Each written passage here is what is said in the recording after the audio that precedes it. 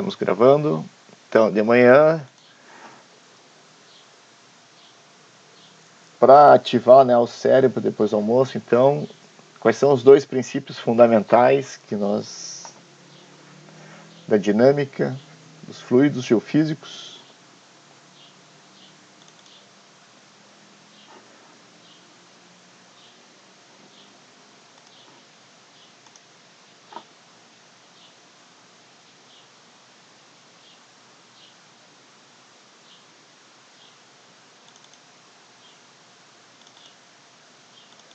Tentando achar aqui a aula da manhã. Cadê?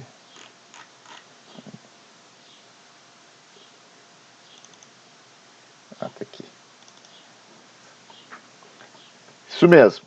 Então, você tem que ter na ponta da língua, né? Assim, imagine que existe 300% de chance que cai isso na prova para vocês responderem, né? Então, só para recapitular aqui o que a gente viu de manhã, brevemente.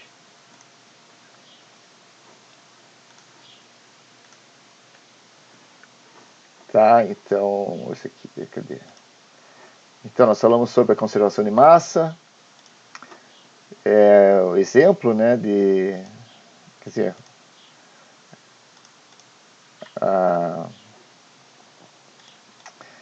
o exemplo, né, de que colocar água, sair água, e isso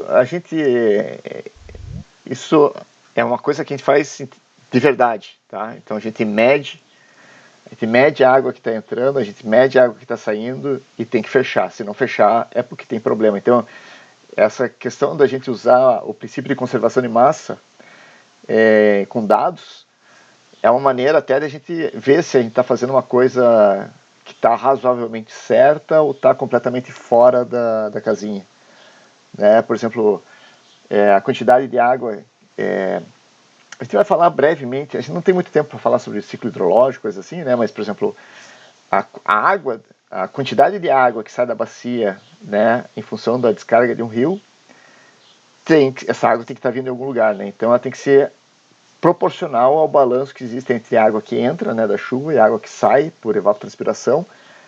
Isso a gente chama de balanço hidrológico da bacia, e é um princípio direto de aplicação da conservação de massa, né? Então aqui a gente viu como que a gente deriva a equação, né, só para que a equação não saia do além, não surge do além, né, como que a gente chegou nessa equação e como que a gente trabalha com ela em oceanografia. Então, essa é a maneira que nós encaramos a conservação de massa, né,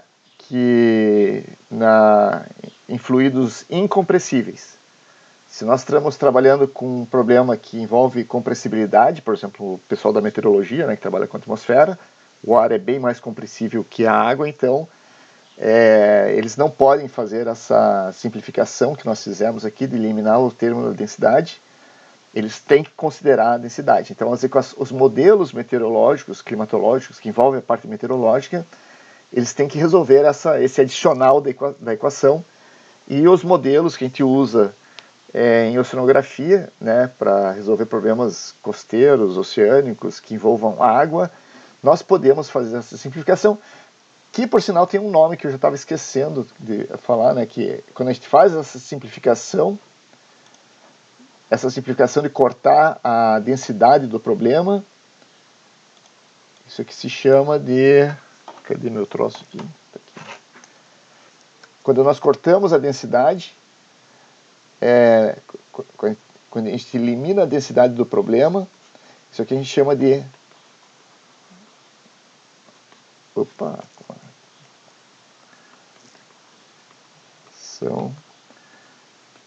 Vamos ver se eu lembro. Acho que é Buzynski. Tá, então isso aqui é uma palavra bastante comum quando a gente trabalha com modelagem numérica, falar que nós estamos falando com um modelo que faz a aproximação hidrostática e a aproximação de Buzynski, né? Quer dizer, a aproximação de Buzynski simplesmente é o fato de a gente considerar a água como sendo quase incompressível. Então, e agora de tarde, então, de manhã a gente viu isso, e de manhã e agora de tarde a gente vai voltar e falar agora sobre o segundo pilar da mecânica dos fluidos, né, que a gente não pode, não tem nada que a gente faça que não considere essa parte aqui também da conservação do movimento. Quer dizer,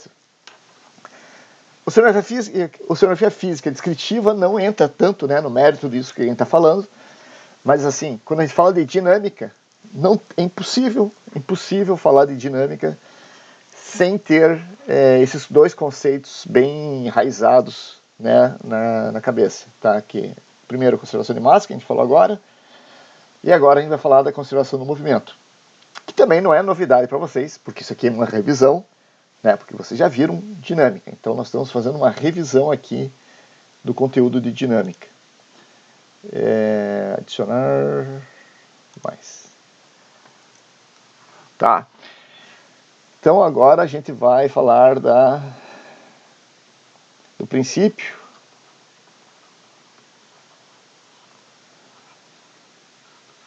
da conservação do movimento. Tá? E na verdade, assim, tem vários indivíduos importantes que criaram esses princípios fundamentais da conservação do movimento, mas tem um nome especial importante, né?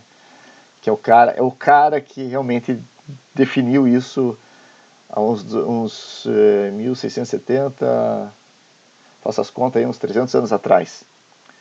Né? Quem que é o cara?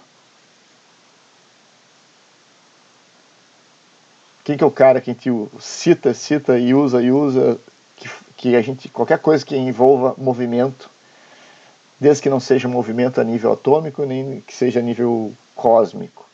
Tá? Então, isso, Newton. Tá? Então, Newton, se não me engano, 1670, ele publicou um livro, né, que chama-se Principia Mathematica, latim, não tá certo aqui, né, mas o nome é mais ou menos Principia Mathematica, e lá naquele livro, entre várias coisas, ele falou das 3 leis do movimento.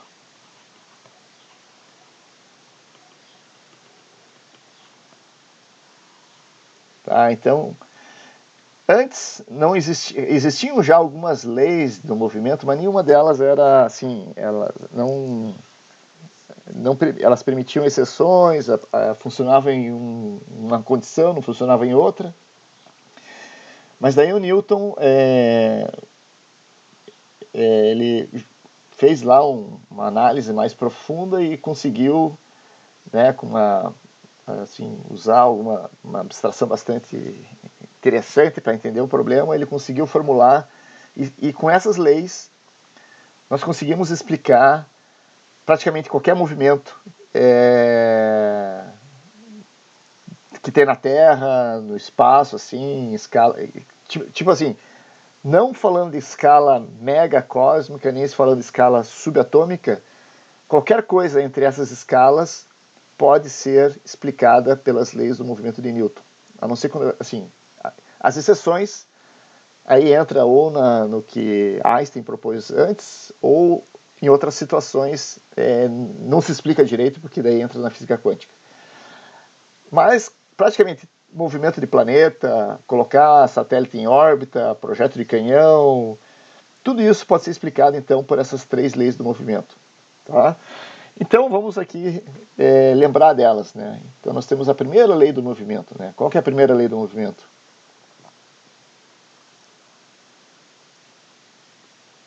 Vocês normalmente decoram ela por uma única palavra. Né? Então, vou colocar ela aqui. Inércia. Tá? Inércia é uma propriedade da matéria de conservar seu estado de movimento. Tá? Então, isso é inércia. Né? Que quer dizer o quê? Quer dizer, vocês não viram desse jeito, né? Mas o que é inércia? que vocês entendem por inércia? A tendência de um corpo de manter o seu estado de movimento Tá, a mas não eu acabei ser de que falar isso. uma Vocês têm que falar de força outro jeito. externa. Né? Como que vocês decoraram isso para passar no lá no...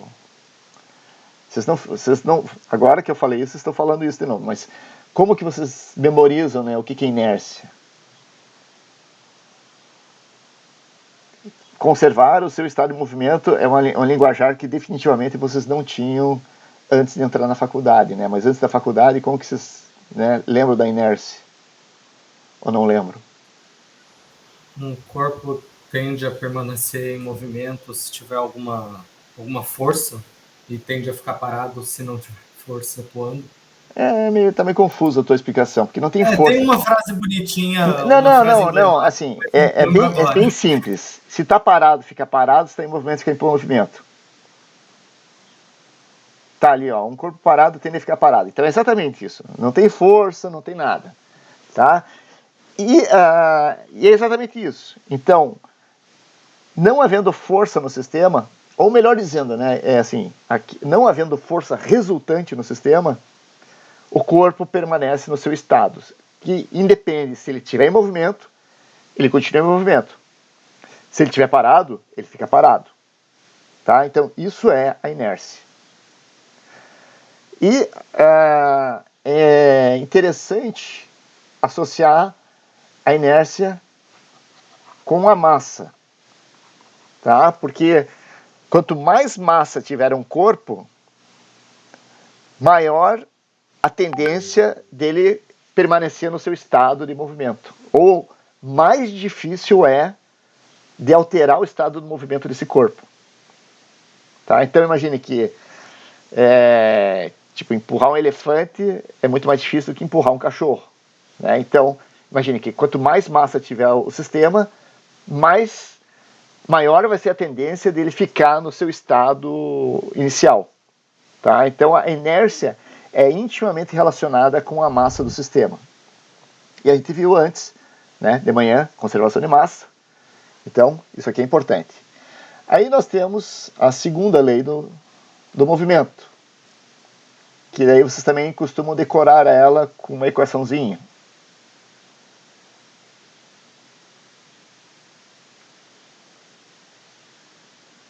Qual é?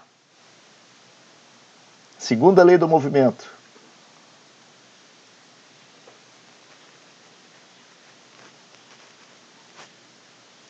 Então vocês decoraram, ó, F igual... Tá? Então, o que está escrito aqui? F, força, né? M, massa, A, aceleração. Então vocês decoraram que força é igual a massa vezes aceleração. Tá? Então, só que digamos assim que essa maneira aqui de ver essa equação é uma maneira bastante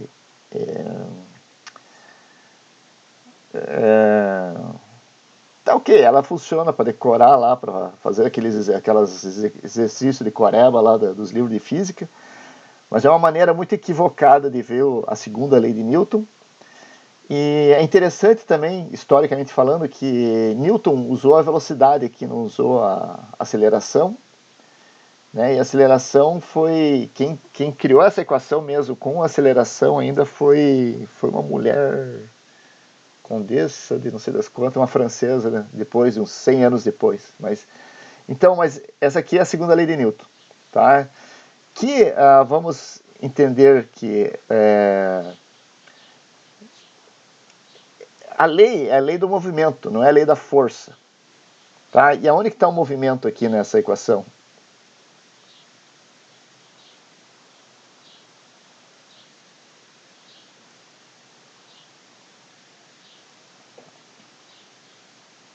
Tá? Então, o movimento está aqui, ó, que nem a Júlia colocou ali, a aceleração.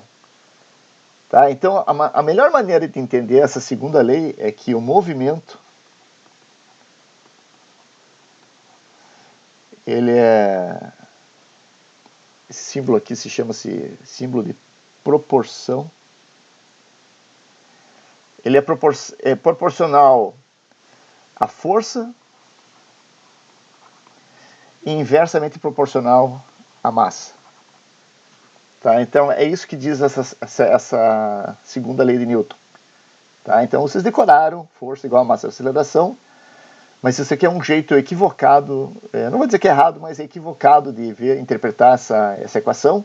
Essa equação, na verdade, a segunda lei tem que ser interpretada aqui. O movimento, quer dizer, assim como a inércia é a tendência da massa a permanecer no seu estado, né? A segunda lei diz que o movimento ele vai ser proporcional às forças aplicadas ao sistema, quer dizer, quanto maior a força, maior o movimento, e inversamente proporcional à massa do sistema. Quanto maior for a massa, menor, e considerando a mesma força, menor vai ser o movimento. Tá? E de quebra tem uma terceira lei, que essa aqui vocês lembram com uma riminha de duas palavras, né? Então, ação, reação. Que significa que para toda força haverá uma força igual ao sentido contrário, e isso explica que sempre haverá mais de uma força no sistema. Tá? Então,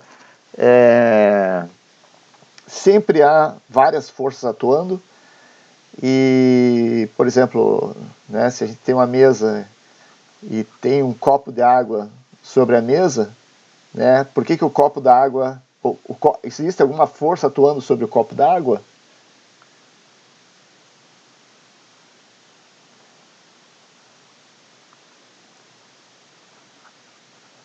Então, eu tenho uma mesa aqui, eu tenho um copo d'água. Existe alguma força aqui atuando sobre esse copo d'água?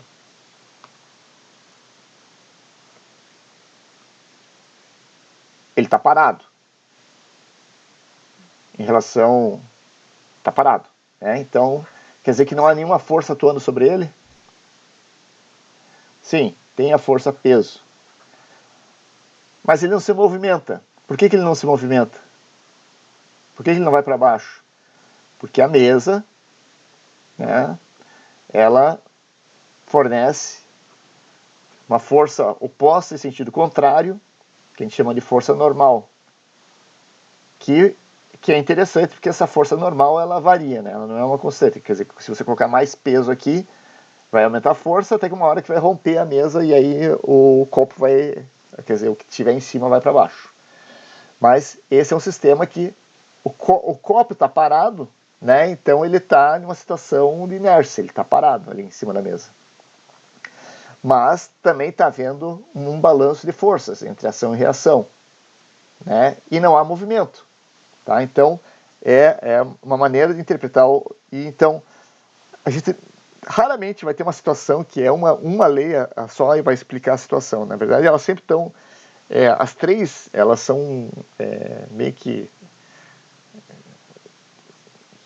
elas devem ser interpretadas conjuntamente, né, para a gente entender os processos.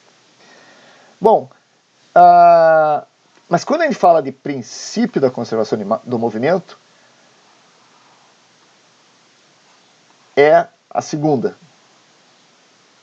Tá? Então, essa aqui é a lei. Tá? Então, a primeira e a terceira, elas são importantes, mas quando a gente fala de princípio da conservação do movimento, nós estamos falando especificamente da segunda lei do movimento de Newton. Tá?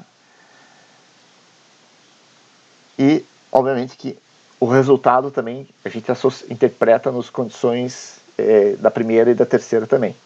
Tá? Mas movimento de qualquer coisa, da água, da nuvem, do rio, é segunda lei do movimento de Newton. Força igual a massa vezes aceleração. Então a gente vai falar mais dessa equação aqui. Deixa eu ver se eu tinha que falar alguma coisa aqui.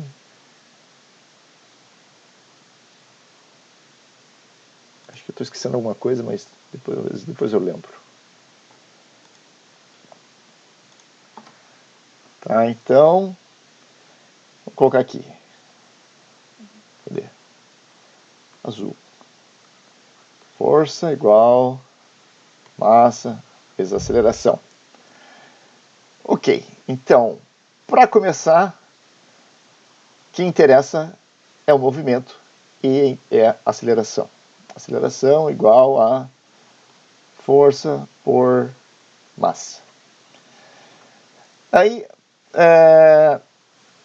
isso aqui, nós fazemos duas coisas para começar. Que primeiro é que essa notação aqui é a notação de ensino médio, né?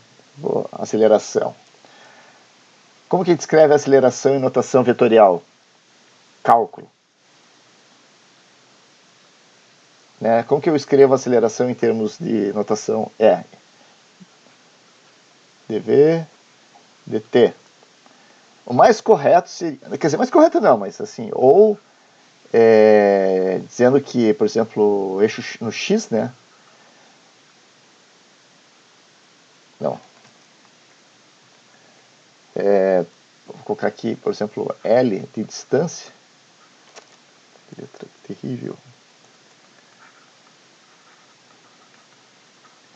Né? Ao longo de x, seria escrever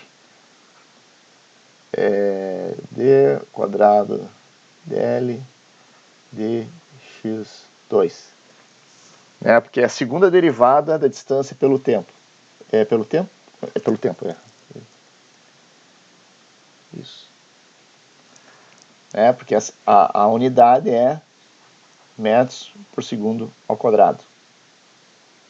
Tá? Então, mas a gente usa a velocidade, assim, a gente usa desse jeito aqui mesmo, que é dv/dt. Porque velocidade é o que realmente interessa. Tá? Mas lembrando que velocidade é a segunda derivada, quer dizer, a primeira derivada da distância pelo tempo, a aceleração é a segunda derivada da distância pelo tempo. E outra coisa que nós já fazemos aqui é que, como nós estamos trabalhando com fluidos, né, eu já falei antes que a massa, não importa muito trabalhar com, vou trabalhar com 1 kg, 10 quilos, 1 tonelada de água do mar. Isso realmente não importa. O que importa é depois a gente vai interpretar os termos da densidade da água, do volume da água.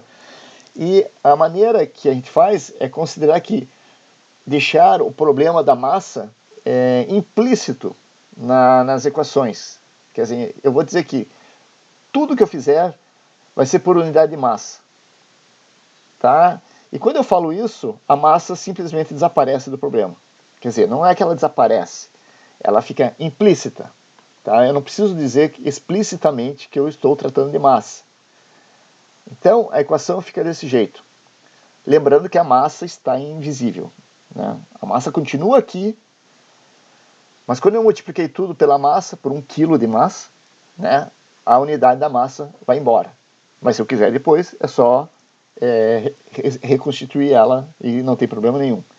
Então, a equação fica que a derivada da velocidade no tempo é igual à força. Bom, então vamos reescrever ela aqui, né? Azul, cadê o azul? Tá aqui. dv dt igual a força. E aí agora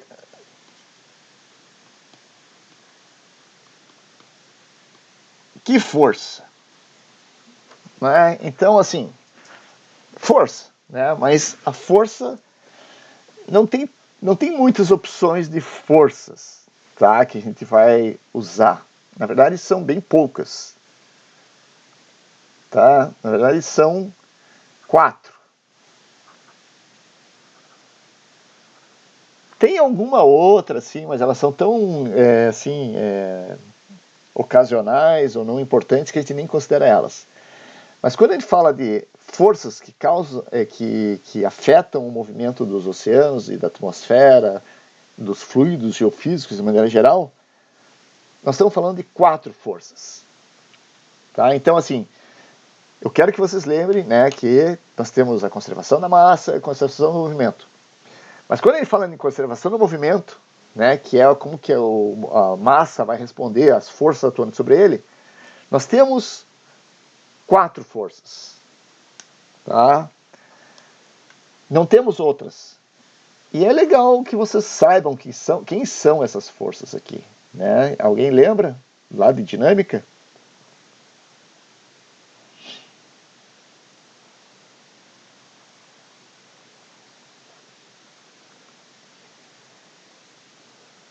Uma é a mesma força lá do copo d'água sobre a mesa, né? Que o João falou ali, né? Que eu vou colocar aqui em segundo lugar, que é o peso. Vou colocar em vermelho aqui. Peso. Daí, quem colocou ali, a Júlia, colocou outra ali que chama-se Coriolis, ou Coriolis, tanto faz. Daí a Ana Carolina falou da gravidade. Mas, Ana, a gravidade é uma força?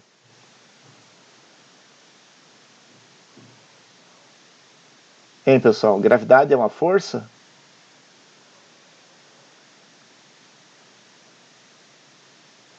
Gravidade não é uma força. Gravidade é aceleração, né? Tanto é que, vamos lá, vocês decoraram que força é igual massa vezes aceleração. Mas vocês também tiveram lá que decorar que peso é uma força, é massa vezes a gravidade. Né? Então a gravidade tem tudo a ver com o peso, mas é quando ela é multiplicada pela massa.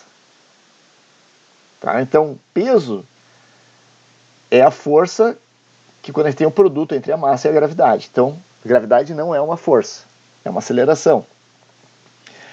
E aqui nós temos então a principal força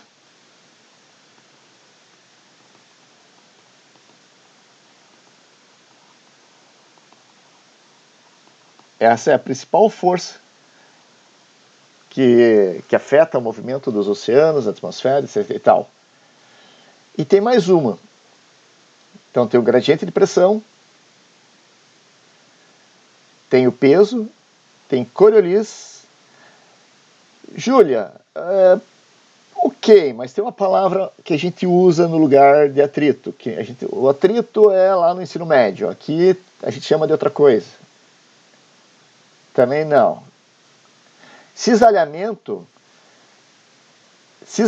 tem a ver com atrito, mas cisalhamento é a diferença de velocidade que existe no fluido, ou entre o fluido e o sólido, tá? Então isso é cisalhamento, mas fricção não é cisalhamento.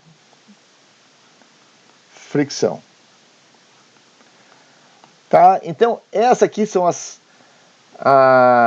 4 forças que nós consideramos no problema da conservação do movimento. Teria aqui uma força, não é o peso, não é a gravidade, mas assim, a atração gravitacional entre a Terra e a Lua, por exemplo, é uma outra força, né? Mas ela não é importante. E algumas outras, mas assim, essas 4 aqui são as que realmente importam. Tá? Então a gente pode escrever que a segunda lei, a conservação do movimento,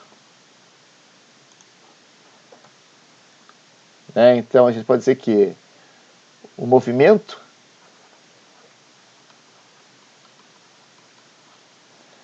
é igual gradiente de pressão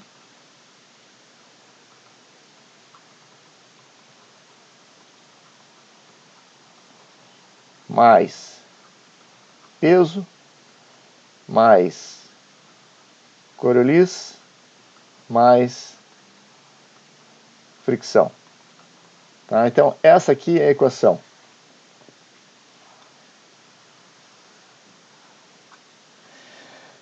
Movimento a gente expressa como a derivada total da velocidade.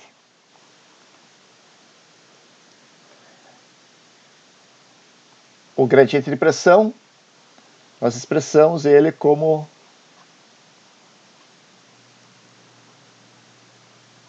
assim, que é esse símbolo aqui, esse símbolo, esse delta de ponta cabeça, ele se chama nabla, e esse símbolo quando ele está fazendo um produto escalar, tá? Isso é um detalhe da mecânica dos fluidos, tá? Da notação da mecânica dos fluidos, mas esse nabla, esse delta de ponta cabeça, quando ele está fazendo um produto escalar com alguma coisa, isso aqui chama-se é horrível, né? Mas o nome disso aqui é gradiente, operador gradiente, tá? Então, se vocês verem assim, o gradiente de pressão, né? A gente costuma falar, o delta P, né? O delta de ponta cabeça P, isso aqui a gente chama, o gradiente de pressão, assim, tá? Porque esse operador, quando ele está fazendo um produto escalar com alguma coisa, isso aqui se chama operador gradiente. O peso, né? Então, aqui a gente tem que deixar negativo, porque o peso é para baixo, tá? Então ele aponta para baixo no sistema referencial. E como a gente tirou a massa do problema, aqui fica só a gravidade, tá? Mas a massa está aqui junto. Lembra? A gente dividiu tudo por unidade de massa. Então a massa está implícita. Então aqui fica só a gravidade. Aí nós temos a Coriolis, que nós abreviamos como um F desse jeito aqui. Um F meio alongado. Tá? Não faço ideia porque que Coriolis é representada dessa maneira aqui. E a fricção, né? E a fricção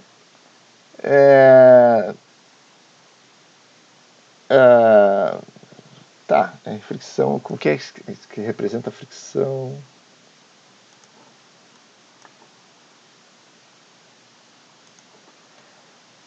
Bom, ela, se não me engano,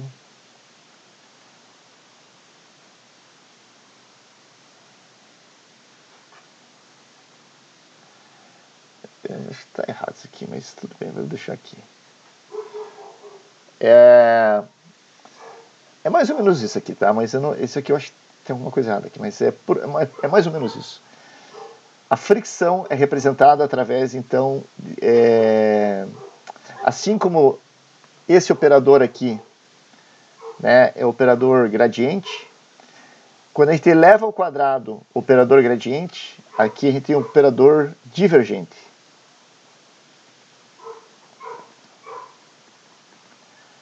Tá? Então, esse nabla aqui ao quadrado significa o divergente da velocidade. E divergente da velocidade, entendam que, assim, aonde entra o cisalhamento, que é causada pela fricção. E aqui entra também um outro indivíduo que a gente vai ver talvez algumas vezes. Bom, aqui é velocidade, aqui é o tempo, aqui é a densidade, aqui é a pressão. Eu não coloquei aqui, né? Mas aqui é a pressão. Aqui é a gravidade, aqui é a Coriolis. Esse aqui é o operador gradiente, divergente da velocidade. E aqui, na equação da mecânica dos fluidos,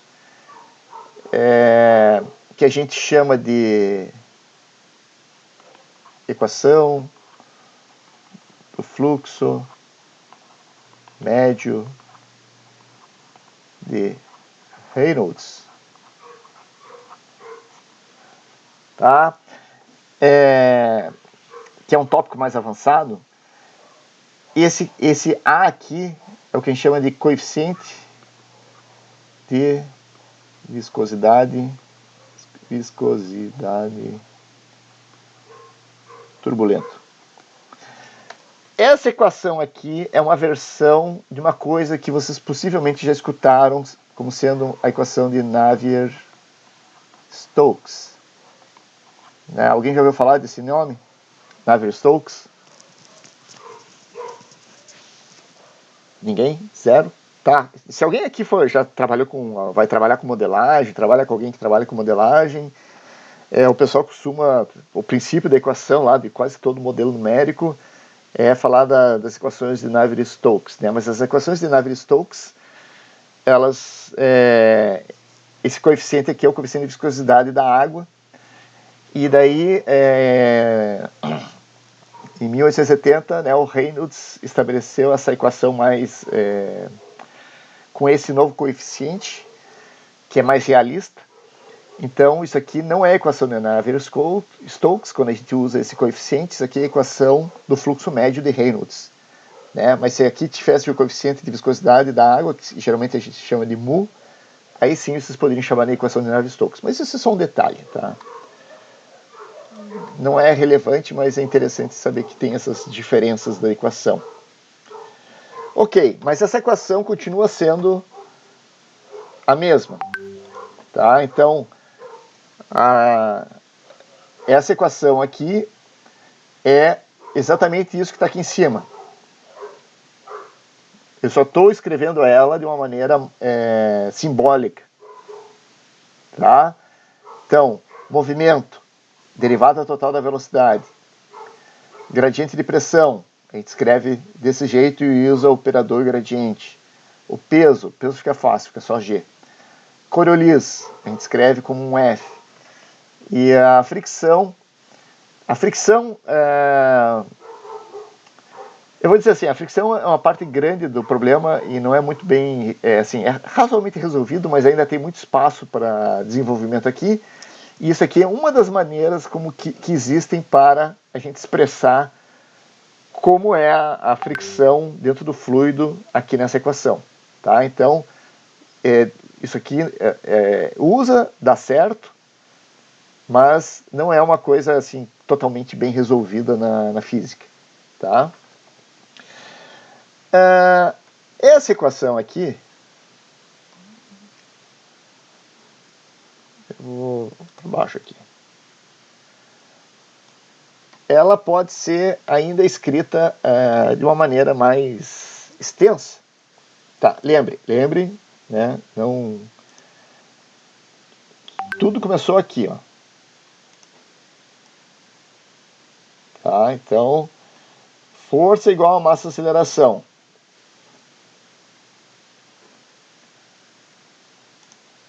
E nós estamos escrevendo aqui força, que são 4, igual a massa, que está fora do... saiu, né, porque está implícito, vezes a aceleração. E aqui nós podemos expandir um pouco essa equação ainda, porque isso aqui é só para vocês entenderem que muitas vezes vocês vão ler um artigo, um capítulo de um livro que fala um pouco mais sobre a física, e aí tem lá uma montoeira de equações lá, e às vezes vocês ficam traumatizados com aquela montoeira de equações, mas aquelas equações, vocês têm que entender que vocês não precisam entender a equação matemática, numérica exatamente, mas vocês têm que entender o que significam os termos da equação. Tá? Então aqui eu estou dizendo, isso é movimento, isso são forças. Tá? Então, força igual a massa vezes aceleração, escrito de uma maneira um pouco mais rebuscada. E que podemos rebuscar mais ainda, né? Porque a velocidade é uma projeção cartesiana das suas componentes. Né? Quer dizer, a velocidade ela pode ser decomposta nos seus 3 eixos cartesianos. E isso aqui, como a gente viu hoje de manhã, em mecânica dos fluidos, esse aqui é o operador derivada total.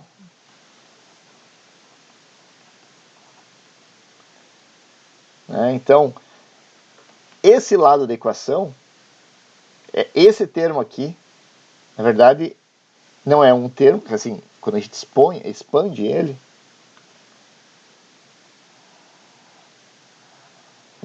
nós temos um conjunto de equações. E aí, isso aqui fica assim, tem que ter paciência, tá? Agora então vai escrever, vai ser... E aí a gente faz as suas parciais.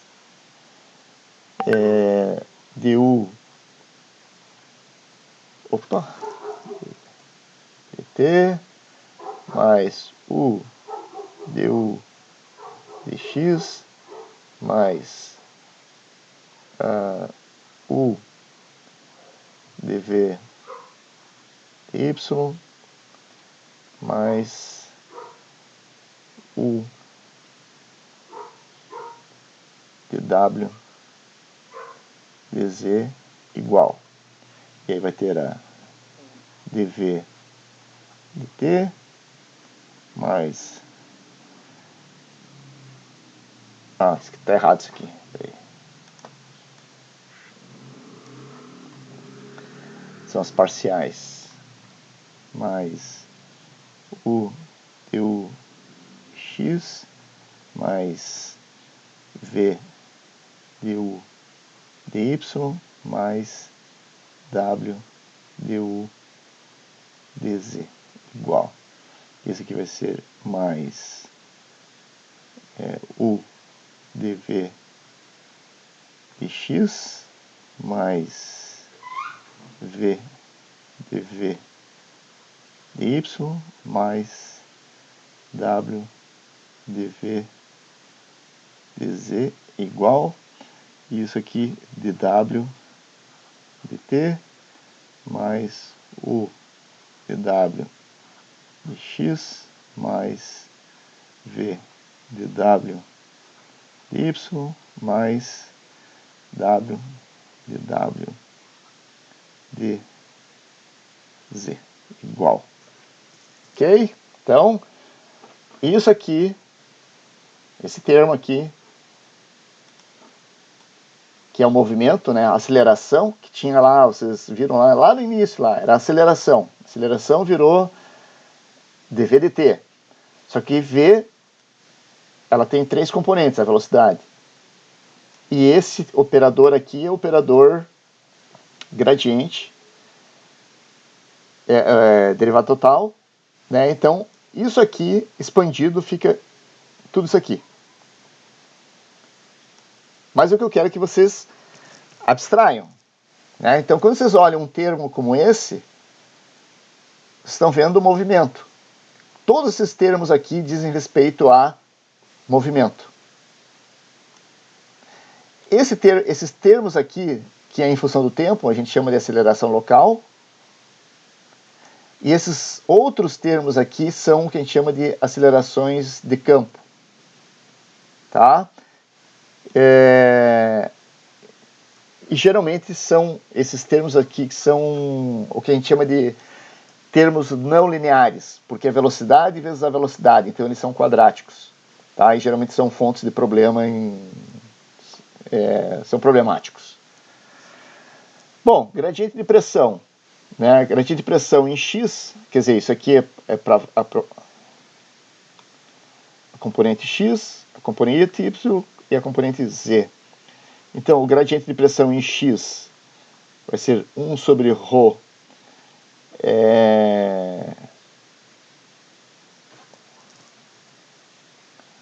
dp dx. Isso aqui vai ser 1 sobre ρ dp dy. Isso aqui vai ser 1 sobre ρ dp dz.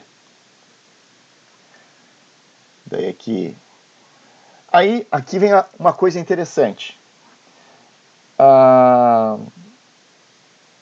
Em que eixo cartesiano que tem a força-peso?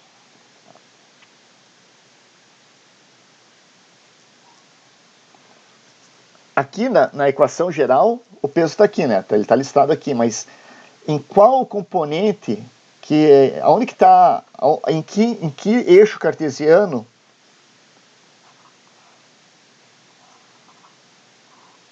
né, x, y, z, em que eixo cartesiano que ocorre a projeção do peso, da aceleração da gravidade?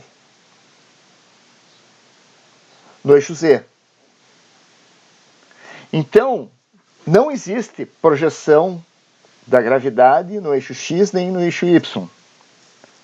Então, nem aqui, tá, nem na equação do x, nem na equação do y vai ter o peso, mas o peso vai estar aqui. menos G. E aqui vai acontecer outra coisa interessante também, né? Porque agora nós vamos falar de Coriolis, tá? Porque a Coriolis é uma, assim, a gente não tem muito tempo para falar mais sobre a Coriolis, das forças especificamente, mas a Coriolis é uma força que atua ortogonalmente à velocidade, em função da rotação da Terra e coisas assim. E ela existe na vertical, mas ela na vertical é muito, muito pequena. E a gente não costuma considerar ela na vertical. Então a gente costuma considerar ela somente nas componentes horizontais do movimento. E aqui a gente escreve Coriolis, escrito por extenso, fica... vai dependendo do hemisfério, né, se é mais ou menos, mas vai ficar 2 ômega seno θ. E aqui, como é U, é a componente V. E aqui, 2 ômega seno θ U. Tá? Então inverte. Aqui é a componente X e vai entra V. Aqui é a componente Y e entra U. Porque a Coriolis atua pela sua componente ortogonal. Sendo que aqui, cadê? Isso aqui é a velocidade angular da Terra.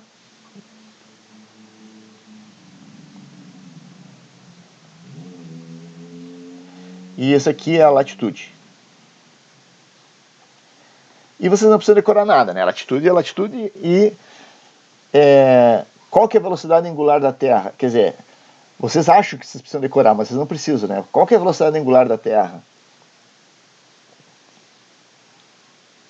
Ninguém sabe decorar isso, mas todo mundo sabe o que é isso, né?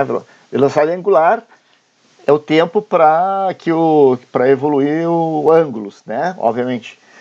Mas como que eu posso saber qual que é a velocidade angular da Terra? Todo mundo sabe aqui qual que é a velocidade angular da Terra. Todo mundo pode calcular rapidamente isso. Como que vocês podem chegar na velocidade angular da Terra?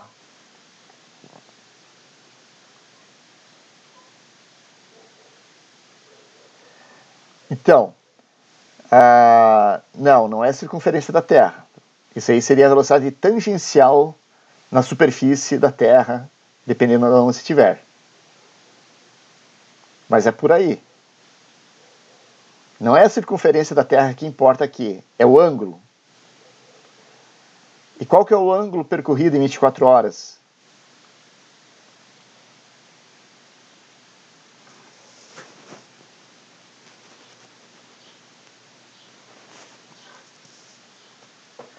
Né? 360, mas lembre-se que nós estamos trabalhando aqui com cálculo e a gente não costuma usar graus, tá? Quando a gente está trabalhando com álgebra e com trigonometria, assim, embora a gente saiba que pode ser convertido em graus, a gente não trabalha em graus, a gente trabalha com o quê? Com radianos. Então, 360 graus são quantos radianos?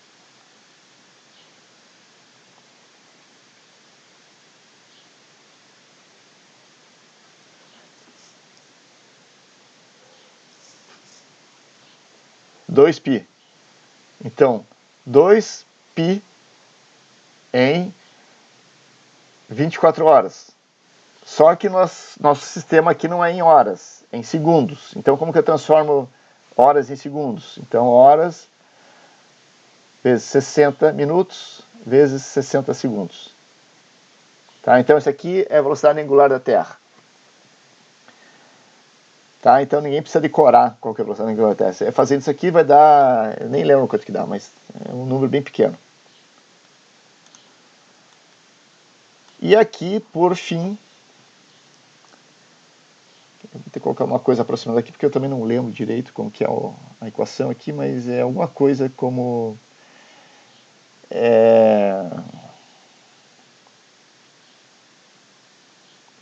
a equação da divergente é d Tem que me desculpar porque eu realmente não lembro. A X deu dx mais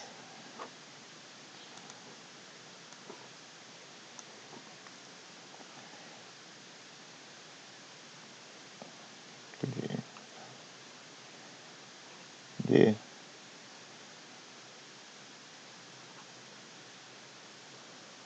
dx ou dy, acho que é dy a x a.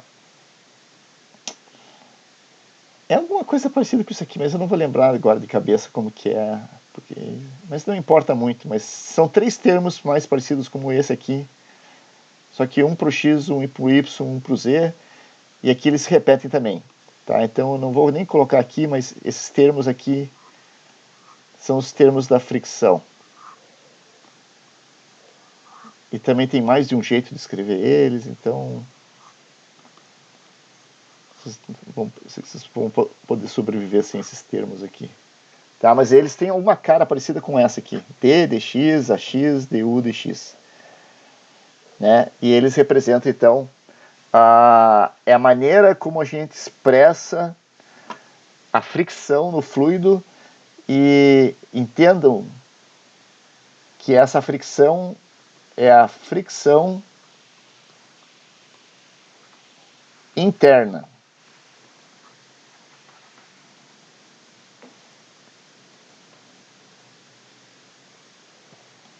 A fricção interna. Tá? Ela não é, por exemplo, o vento atuando na superfície, e ela não é, quando a água está escoando no fundo e tem a fricção com o fundo. Não. Quando a gente fala desses termos de fricção aqui, nós estamos falando que é aquela fricção que transfere o momento dentro do fluido. Tá? Então, é como, assim, se o vento empurra a camada da superfície, a camada de superfície vai transferir momento para a camada de baixo, e assim por diante. E é essa fricção interna que diz respeito a esses termos aqui, que eu não vou colocar aqui, porque nem eu lembro de jeito como eles são. Mas geralmente eles têm essa cara aqui, né? Eles têm sempre tem o A, né? O A, que é o coeficiente de viscosidade turbulento, e são dois diferenciais juntos, né? E que daí que eles ficam com aquela cara lá do operador divergente, com esse W ao quadrado aqui. Tá? Então, a equação do movimento, na sua forma extensa, tem essa cara aqui.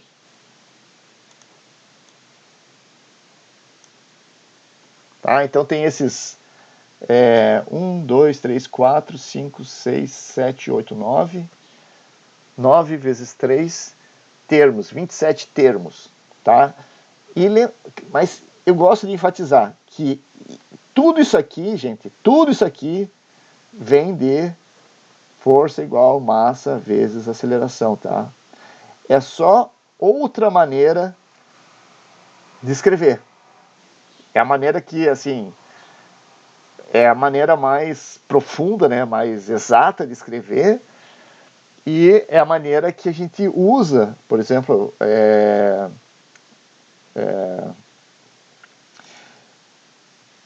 os modelos numéricos, né? Por exemplo, vocês já viram modelos, né? A previsão do tempo, a previsão climatológica, a previsão das correntes. Esses modelos numéricos, né? Eles partem dessa equação aqui. Por que eles têm que usar essa equação? Porque nós estamos representando o escoamento nas suas componentes horizontais e verticais, e eu preciso de todos esses termos aqui para mim poder assim, criar literalmente uma realidade virtual, né, no computador. E assim, então se eu forçar com o vento, né, tal, o que vai acontecer com as correntes, né? E uma outra coisa interessante, que aqui nós temos 3 equações e temos 4 incógnitas, tá, no problema, né? Porque nós temos as velocidades, U, V e W, e a outra incógnita é a pressão, tá? E para mim resolver essa equação com 4 incógnitas, eu posso usar aqui, pegar ainda mais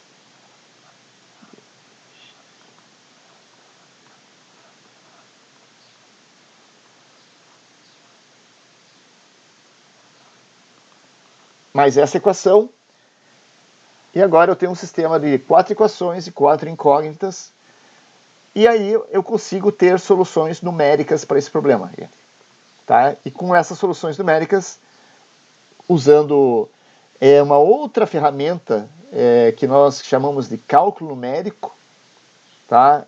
Vocês aprenderam o cálculo diferencial integral, que é o cálculo lá como que eu posso calcular uma função, conhecendo o comportamento dela, etc e tal. Mas esses símbolos aqui não me ajudam a trabalhar com isso numericamente. Esses símbolos, eles representam a física do problema. Tá? Esses símbolos não são feitos para eu achar uma solução aqui. Né? Eu até posso achar soluções analíticas, bem lembrado, né? Por exemplo, a solução de Ekman,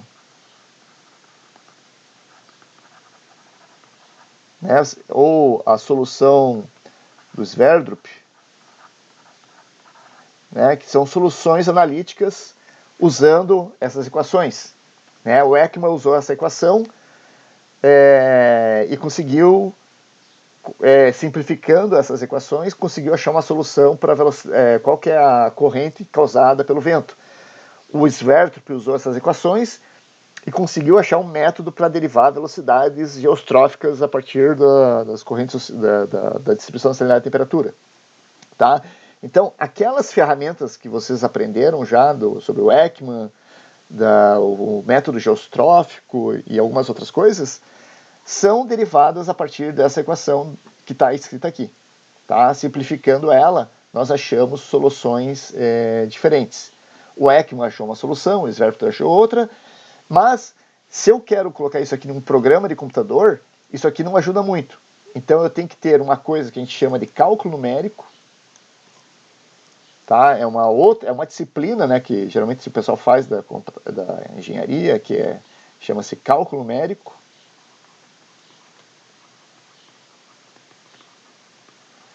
E daí eu consigo pegar essas equações e transformar em código.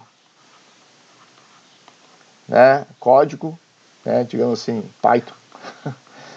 Né? Eu posso transformar isso aqui em um código de computador que vai me resultar em um modelo numérico hidrodinâmico, que a gente chama de modelo hidrodinâmico. Que eu coloco lá. Isso é bem complicado, gente. Né? A gente não vai. Eu vou mostrar um exemplo de modelagem para vocês, mas isso aqui entra em níveis bastante profundos. Né? Quer dizer, se um de vocês quiser se dedicar a trabalhar com modelagem, assim, é um nível. Isso entra num nível bastante mais profundo, né? Que não é o objetivo nosso aqui. O nosso objetivo é saber.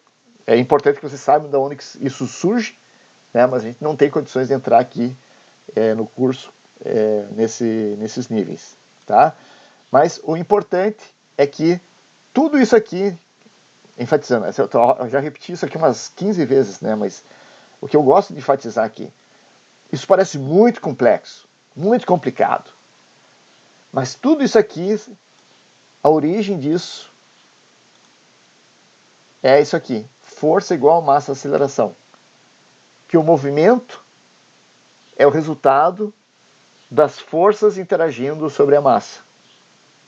Tá? Então, só que isso aqui é como nós formulamos esse princípio de uma maneira completa, assim, tão completa quanto possível, e que daí isso se torna uma ferramenta que permite a gente construir outras ferramentas, por exemplo, uma solução analítica, como o modelo de Ekman, ou uma solução numérica, como um modelo hidrodinâmico, que talvez você já tenha ouvido falar do Telemac, ou tenha visto falar do Delft 3D, ou do Morrid, que são softwares, né, que meio que traduzem essas equações e que permite a gente então fazer uma simulação que nada mais é a gente criar uma realidade virtual, porém com bases na física, né? Quer dizer, aquele modelo, embora tenha, assim, é bem complicado, gente, tenha muito puxadinho, muita amarração daqui, amarração dali,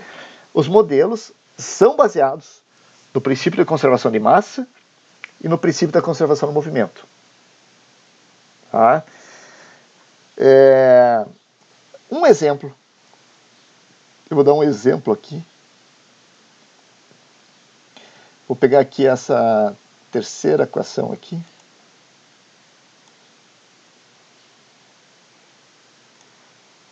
Ctrl copy.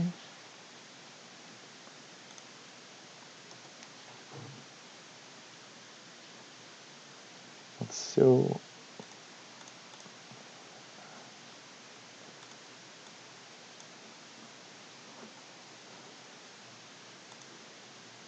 Então, um exemplo de como as coisas podem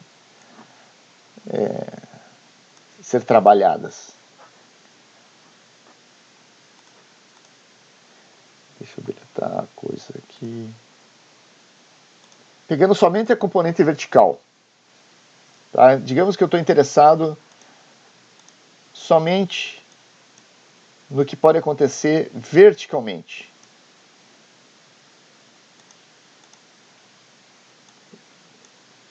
Tá? E a equação vertical é essa aqui, né?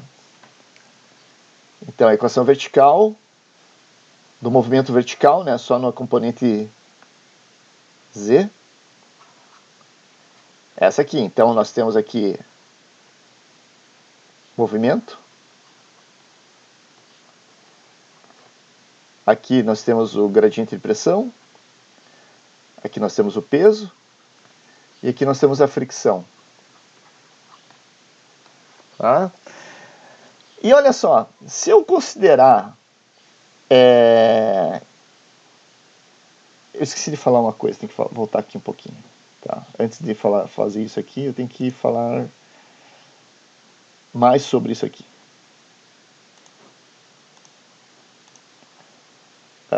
Tá uma bagunça isso aqui, né? Então vamos copiar isso aqui também para outro lugar.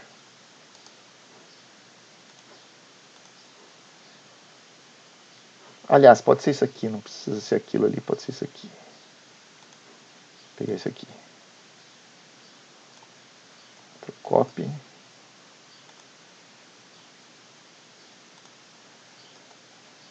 Tá, antes de eu fazer um exemplo ali de aplicação, é bem importante também a gente falar que nós temos essas 4 forças: gradiente de pressão, peso, gradiente de pressão, peso, Coriolis e fricção.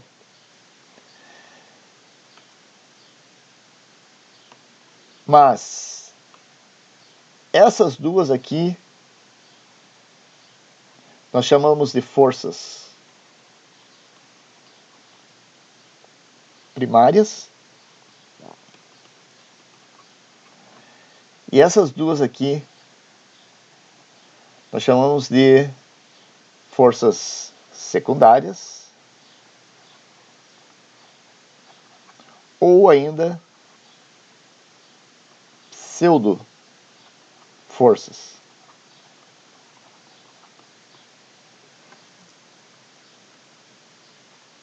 Tá?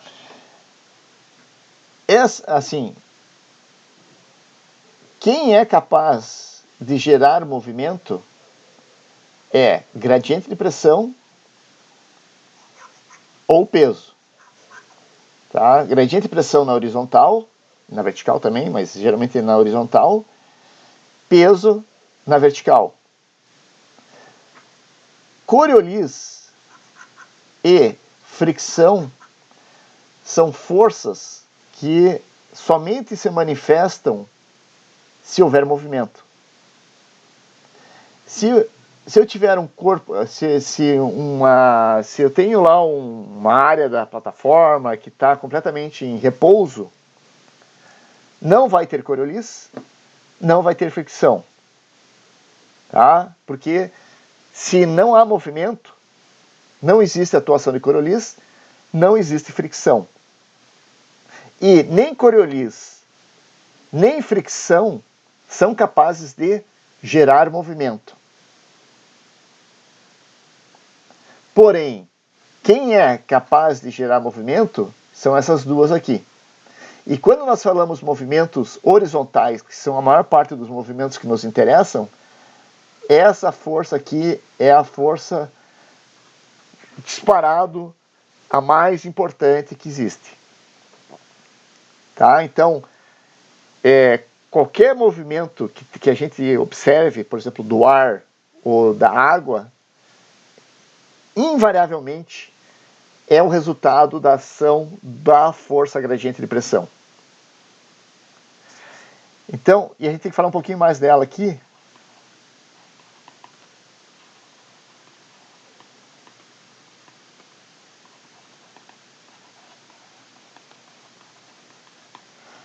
Né? Vamos voltar aqui na pressão, porque eu estava falando aqui. Então, colocando um estado de repouso, né, que U igual a V igual a W igual a zero, então eu estou colocando uma condição de contorno aqui no problema. Tá? Se eu digo que U, V e W é igual a zero,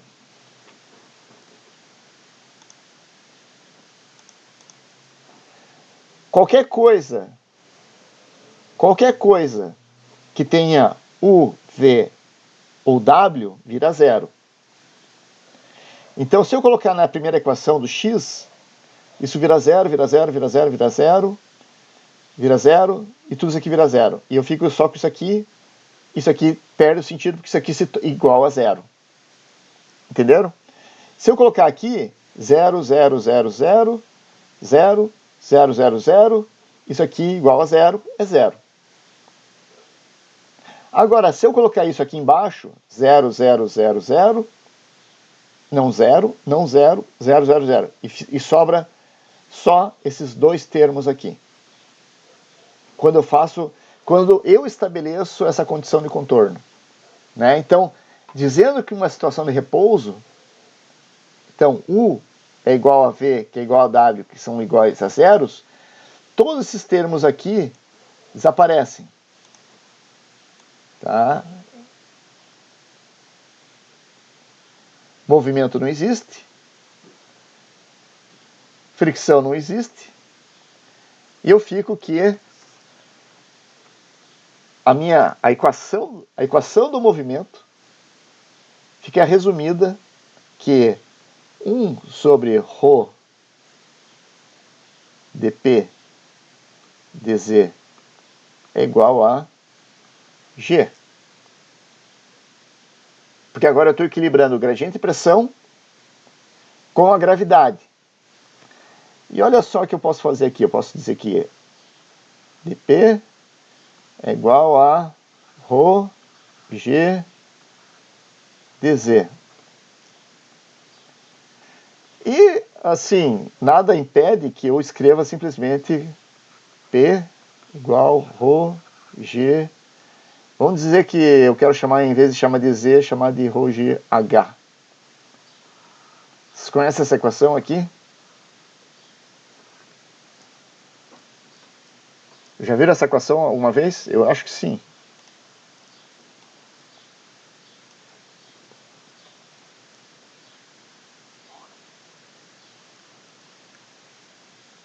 Ou vocês nunca viram essa equação? Eu tenho certeza que vocês já viram, porque vocês já fizeram dinâmica, e vocês fizeram ensino fundamental, e isso aqui vocês aprendem lá adiante. Tá, e como que é o nome dessa equação? Até o nome dessa equação. Quer dizer, essa aqui é a equação da pressão hidrostática. Né? Pressão hidrostática. E olha que interessante, essa equação ela é derivada da segunda lei de Newton, por uma condição em que U, V e W são iguais a zero. Né? Então é interessante porque toda aquela equação enorme, toda essa equação enorme aqui, essa montoeira de coisa aqui, por uma condição de contorno específica, que eu estou dizendo que não existe velocidade, então qualquer termo que tenha velocidade desaparece. E o que sobra é isso aqui, que é a equação hidrostática. Tá? Eu acho uma coisa extremamente interessante, né? Que da onde que vem essa equação? Simplesmente da segunda lei de Newton, né? A aplicação direta da segunda lei de Newton. E voltando ao gradiente de pressão, e aqui é importante lembrar dessa equação, da equação hidrostática. Cadê? Para onde que foi? Né? Então, pressão é igual a ρ, G, eu chamo de Z, né? Mas que seja H, que seja Z. Z, no caso, é a distância vertical. Tá? Então, pressão é isso aqui. Ela é derivada desse jeito, dessa condição especial da coisa. Mas quando ele fala em força gradiente de pressão, significa que eu estou fazendo uma derivada da pressão no espaço, né? Sei lá, vamos chamar aqui do espaço. Então eu tenho que ter a medição da pressão em dois pontos diferentes para eu poder ter o gradiente de pressão. Tá? Então eu tenho, vamos colocar aqui, e a pressão eu meço na base do fluido ou num nível de referência. Né? Então aqui eu tenho um nível de referência, que é esse nível de referência não pode ser qualquer um, né? Ele tem que ser um nível de referência geopotencial, que é um nível de referência onde o valor da gravidade é constante, tá? Porque a gravidade não é constante. Então, se você vai perto do lado de uma montanha, ou se você vai para o oceano e vai para um lado e vai para o outro, o valor da gravidade pode variar. Então, a referência geopotencial é aquela onde o valor da gravidade é o mesmo, constante. Então, para eu ter um gradiente de pressão, né, tipo, para ter o que a gente chama de gradiente de pressão, eu tenho que ter a pressão medida em dois lugares. Então vamos colocar aqui um ponto A e um ponto B. Tá? Então, e aqui eu vou ter então uma distância, vou chamar de D.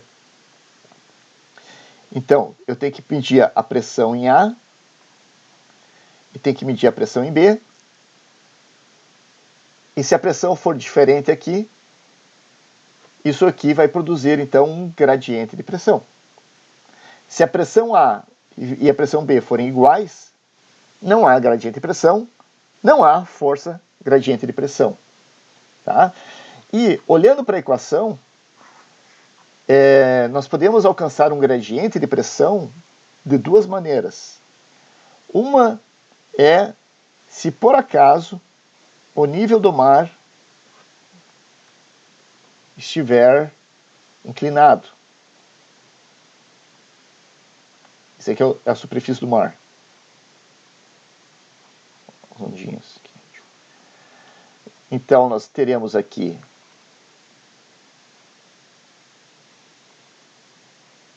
daqui até aqui, vamos dizer que a gente vai ter ZA. E daqui até aqui nós vamos ter ZB.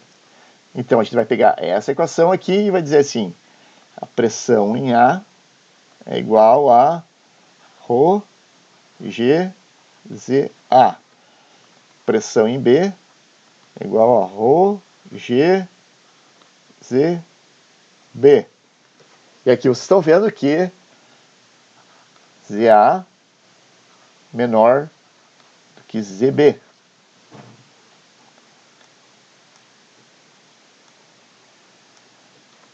Consequentemente, né, a pressão em A é menor do que a pressão em B.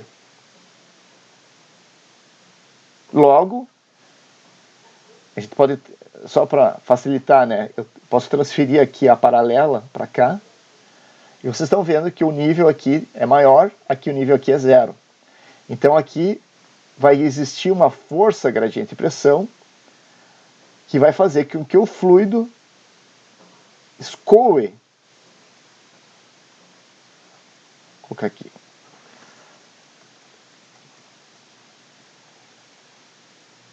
Pro lado de cá. Gradiente de pressão. Não vamos considerar o fato que existe Coriolis e que Coriolis vai afetar o movimento, e daí o movimento ele torna-se paralelo às linhas de pressão, mas entendam que aqui eu estou obtendo um gradiente de pressão variando a superfície livre, né, a superfície do mar. Quem pode criar uma variação do nível da superfície do mar? Que fenômeno que pode acontecer que pode causar uma variação da inclinação da superfície do mar? Alguém poderia me dar um exemplo?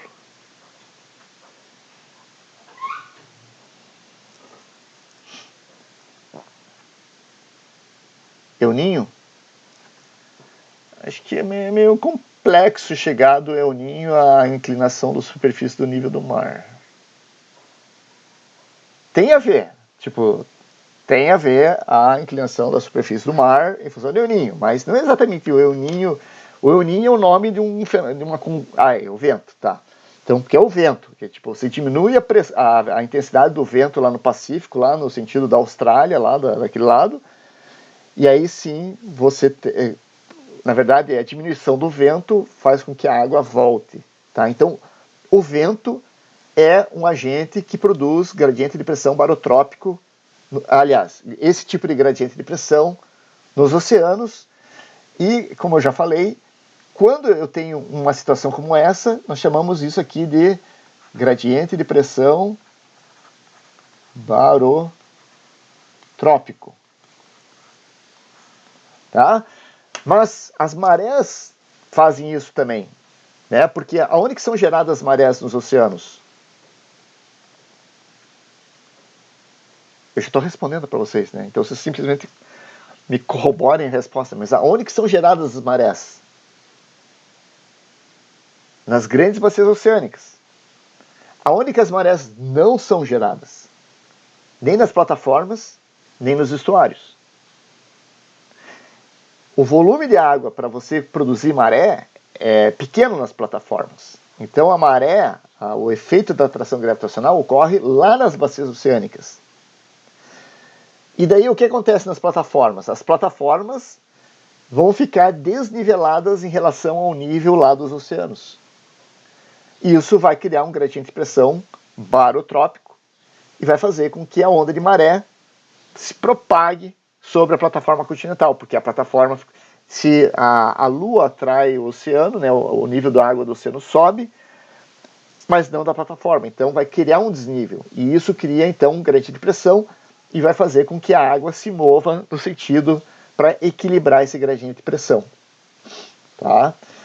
Então existe o vento, as marés criam desnível na superfície e esse desnível cria um gradiente de pressão barotrópico. E outra maneira de criar um gradiente de pressão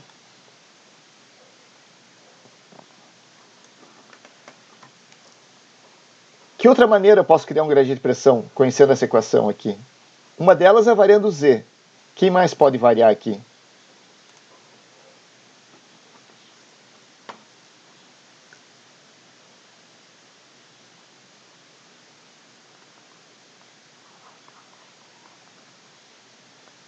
Hein?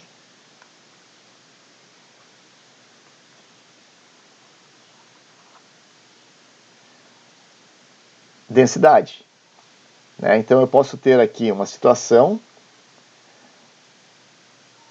em que a superfície está paralela ao meu nível geopotencial, mas por alguma razão eu tenho, vamos fazer em verde aqui de novo aqui, né? Eu tenho que existe um gradiente de densidade, né? Vou dizer que aqui eu tenho ρ1, ρ2, ρ3,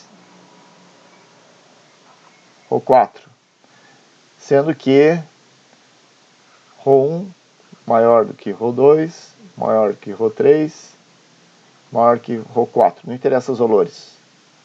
Interessa que o ρ1 é menor que o ρ4. E aqui então nós vamos calcular, né? Pressão em A vai ser agora calcular a pressão aqui, né? Eu vou ter aqui vou dizer aqui um ZA1 e aqui eu vou ter um ZA2, porque aqui eu estou na zona da pressão da densidade 2 e aqui eu estou na zona da densidade 1, então aqui vai ser G Z1 ρ1 mais ZA1, né? ZA2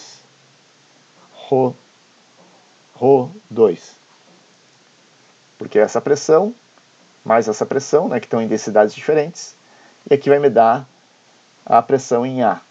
E a pressão em B também vai ser dada de uma maneira similar.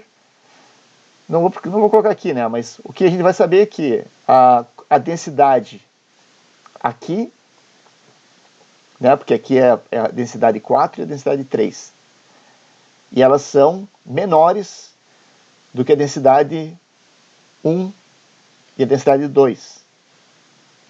Então aqui a gente vai saber que a pressão em A vai ser maior que a pressão em B. O nível total aqui, né, o Z nos dois lados é igual. O ZA é igual a ZB, porque é o somatório, né, do ZA1 e o ZA2, o ZB1 e o ZB2. Então eles são iguais. Mas o que muda é que aqui nós temos uma densidade, uma variação de densidade, aqui temos outra. E a densidade aqui é menor do que a densidade aqui. Logo, então, a pressão aqui é maior do que a pressão aqui. E aqui a consequência é que nós temos um gradiente de pressão, só que esse gradiente de pressão nós chamamos ele de baroclínico.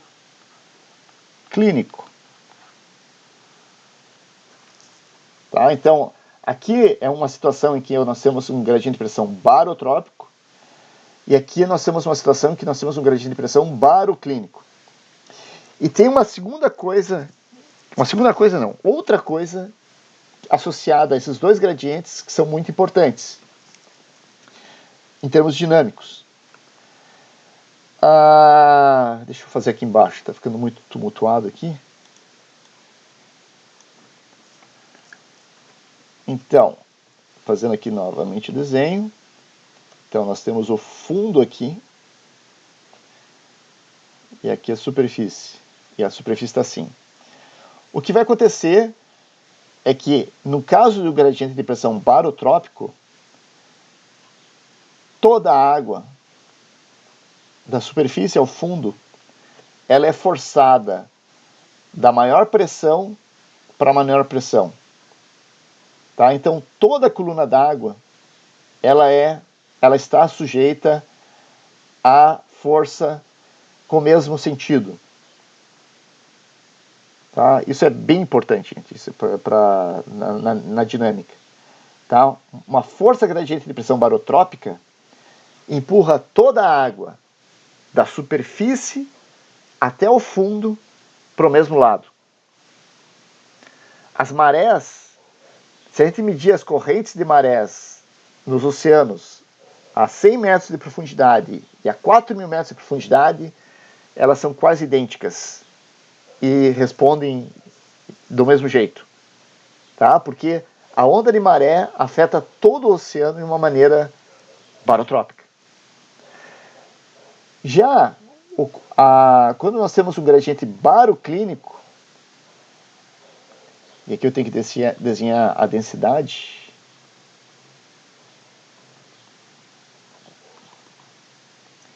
né, a densidade ρ1 é menor que ρ2, que é menor que ρ3. E isso aqui é o que acontece quando eu tenho um gradiente de pressão baroclínico. Tá?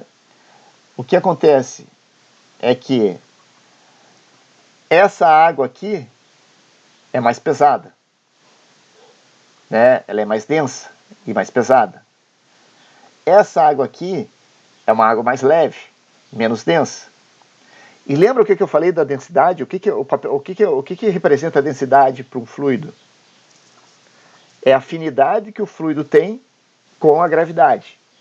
Quanto mais denso, maior a afinidade que ele tem com a gravidade. Então, quando você tem um fluido mais denso e menos denso, o que o mais denso vai fazer? Ocupar a camada de fundo. E o menos denso vai ocupar a área que lhe é permitida. Então, o que vai acontecer é que aqui embaixo eu vou ter uma força, quer dizer, o movimento vai ser para o lado de cá, enquanto que aqui em cima o movimento vai ser para o outro lado. Tá? Então, enquanto aqui, ó, se eu desenhar aqui uma referência de velocidade, então, enquanto que aqui toda a velocidade vai para um lado, aqui o fundo vai para um lado e a superfície vai para o outro. Tá? Então, gradiente de pressão barotrópico me produz escoamento unidirecional da superfície ao fundo. Gradiente de pressão baroclínico produz escoamento estratificado, que vai para um lado na superfície, para o outro lado no fundo. Tá? Então, isso é uma diferença muito importante. Então, nós temos que a principal força geradora de movimento nos oceanos, e na plataforma e nos estuários, é a força gradiente de pressão.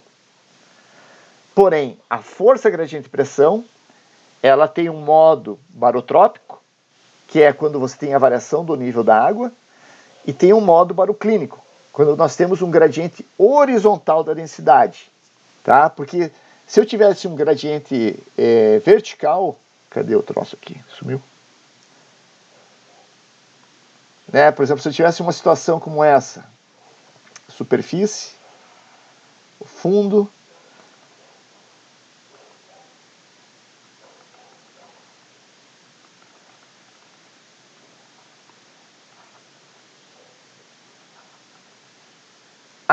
aqui eu tenho um gradiente vertical da densidade.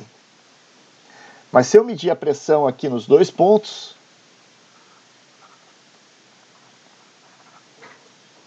eu não tenho gradiente de pressão. Tá? Então, para que exista um gradiente de pressão, eu tenho que ter uma variação da densidade no X ou no Y. Tá? Na vertical, não importa muito o gradiente de densidade da vertical, quer dizer, ele importa para outras coisas.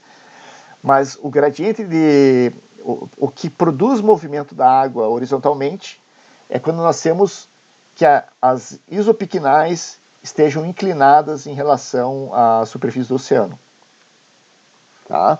E a gente vai ver que esses dois tipos de forças, né, vão ser extremamente importantes para dizer o que acontece na plataforma continental. Né? Porque nós temos o efeito das marés na plataforma continental, nós temos o efeito dos ventos na plataforma continental, que vão atuar dessa maneira aqui, que vocês estão vendo aqui, e nós temos também a entrada de água doce, né, a partir dos estuários e das lagoas e dos rios, que vão produzir gradientes através da plataforma e vão gerar esse tipo de movimentação da água na plataforma também. Então isso aqui, esses dois processos, eles ocorrem, e outra coisa, os dois ocorrem ao mesmo tempo, tá? Eu posso ter os dois, eu posso ter gradientes baroclínicos e barotrópicos simultaneamente. Ora, eles podem se somar e ora eles podem se anular, tá? Mas um não impede a ocorrência do outro. O que mais que eu teria que falar sobre isso?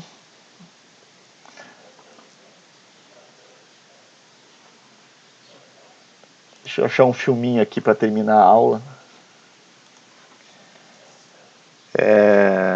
YouTube. Se alguém quiser fazer... Eu estou acabando a aula, né? Se alguém quiser fazer uma pergunta aí sobre... A moral da história aqui, gente, é o seguinte, que essa equação do movimento é uma das ferramentas mais importantes que a gente tem para usar para achar soluções para diferentes problemas. E essas soluções podem ser modelos analíticos, né, como o modelo de Ekman e outros, assim como pode ser modelos numéricos. Mas, independente de onde ele venha, é a segunda lei de Newton, né? Força igual massa da aceleração, só que escrita de uma maneira mais rebuscada. Como que é o nome? É Lock Exchange.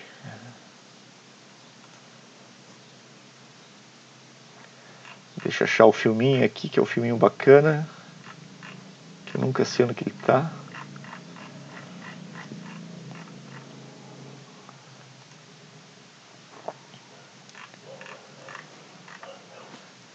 Acho que eu tenho que guardar ele aqui, inclusive, né, ver se eu acho ele engraçado.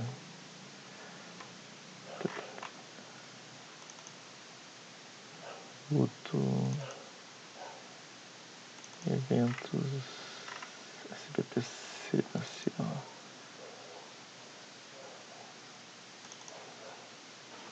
Remove the plastic divider and see what happens. Pause.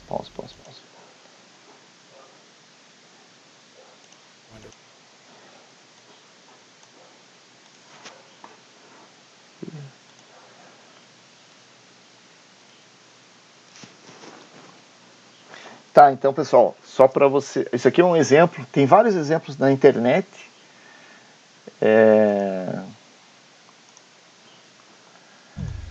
E aqui é um exemplo, esse aqui é um experimento que a gente faz em laboratório, né, que a gente faria se a gente tivesse aulas presenciais, né, mas no caso a gente não tem, mas que aqui é um aquário, né, um tanquezinho, e aqui nesse tanque tem uma divisória no meio, que separa o tanque, e aqui ele colocou água amarela, que é água doce, com zero de salinidade, e aqui ele colocou água azul, que tem salinidade de 35, né? Está escrito aqui com %, né? Dá para ver que o cara não é oceanógrafo. Tá? Então, o que nós temos aqui? Vocês estão vendo que o nível da água,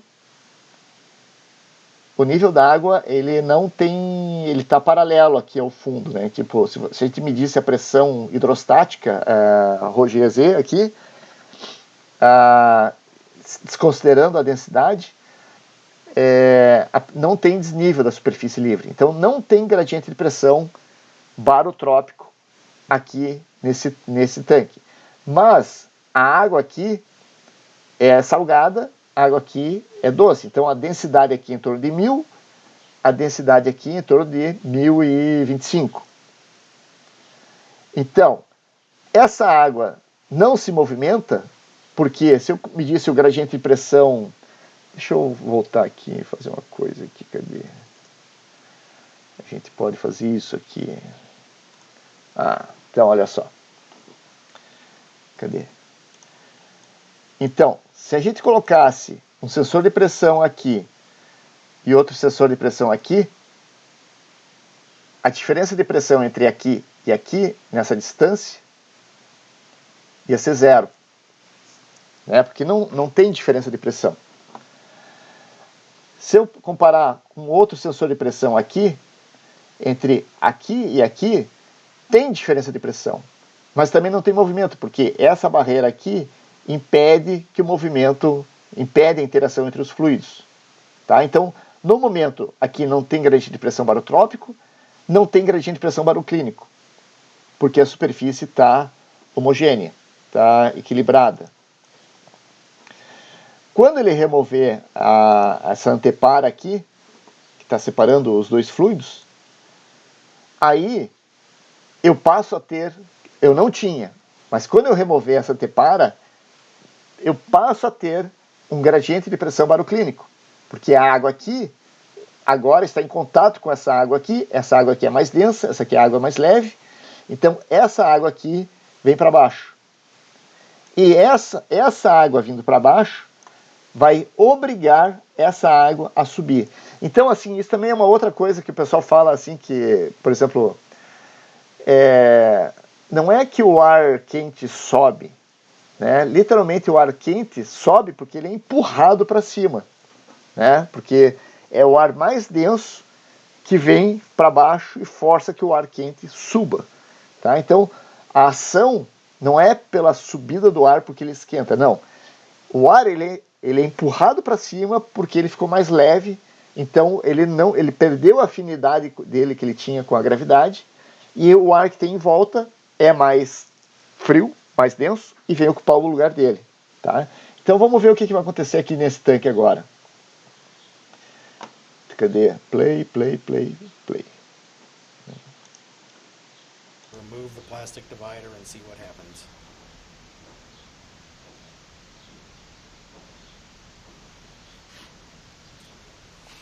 Bom, vocês estão vendo que acontece mais do que simplesmente a corrente, né? Porque, vou voltar um pouquinho aqui. Porque uma outra coisa que a gente não fala muito, né? Mas assim, aquelas coisas que não é bom não esquecer, porque quando essa água estava mais densa aqui em cima, quando você liberou o sistema, por que ela entrou em movimento? Porque ela tinha energia potencial armazenada, né? E essa energia potencial que ela tinha armazenada foi convertida em energia cinética, que é a água aqui se movimentando. E quando essa energia, essa água adquiriu essa energia cinética, ela entrou em movimento e aqui ela tem inércia. Então ela começa a se deslocar, ela adquiriu um movimento, ela tem uma quantidade de movimento. E aí, o que acontece quando ela encontra aqui, agora tem uma barreira. Né? Então, quando ela encontra essa barreira, ela tem uma inércia, a água que está vindo por trás continua empurrando ela e faz com que a água que estava aqui na frente suba, assim como faz com que a água que estava aqui desça. Então, aqui ela adquire novamente energia potencial, que retorna ao sistema, convertendo em energia cinética, que vai voltar e vai fazer uma onda, né, que está vindo para o outro lado. Daí ela vai bater aqui, e depois ela vai voltar. E vocês estão vendo que a onda vai ficando cada vez menor, né, porque a energia ela está sendo dissipada também pelas paredes do tanque, né? Mas, no final das contas, eu acho que a gente não vai muito além daqui.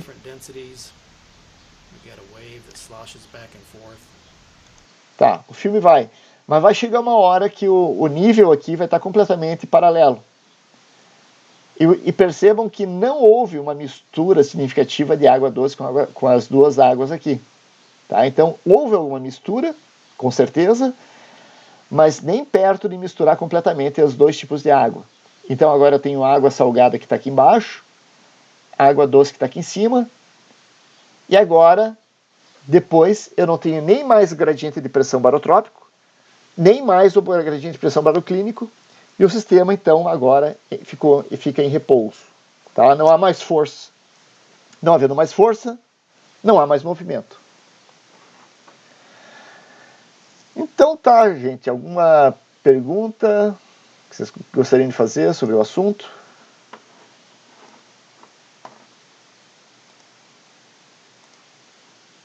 Lembraram das aulas de dinâmica?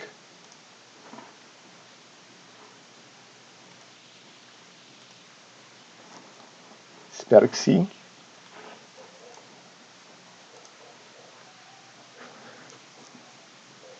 Alguma pergunta que vocês queiram fazer, gente?